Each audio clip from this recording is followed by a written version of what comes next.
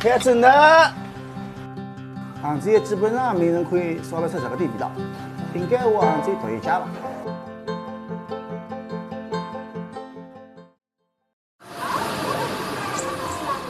我叫董卿，今年39岁，是土生土长的杭州人，是我们就亲力亲为的，种自己去放心。我这2光头控制了，保证这个口感新鲜度。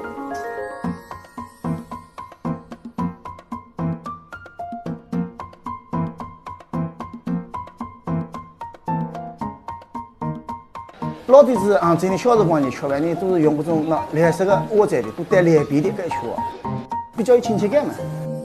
你原先的食材要用原先的器皿去煮它，那么你这个炒出来的味道就是老底子，叫老底子。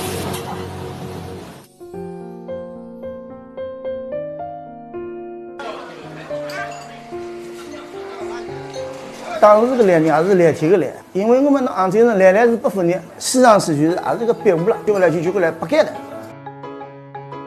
打仗有没有？打仗？好的，打仗嘛。打仗，好。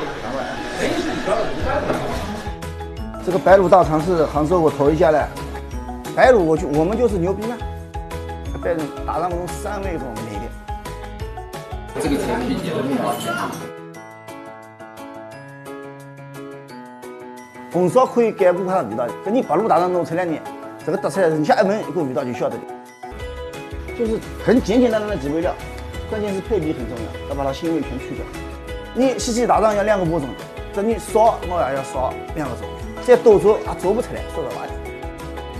你每天做了，跟韩国的电影一样了，变成大肠经了。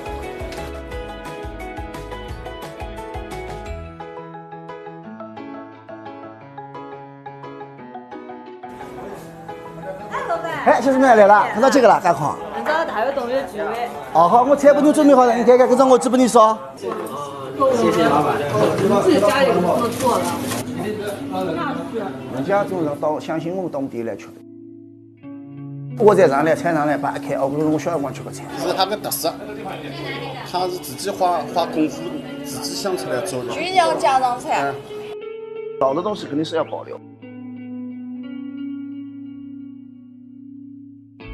那是个北京客人来，他嘴里这个辰光打包的巨文，跟我认为呢对我的各种认可。一下子玩完了。我就是怕这股味道慢慢就是消失了。开这家店，我女儿就是能吃到我小时候的味道。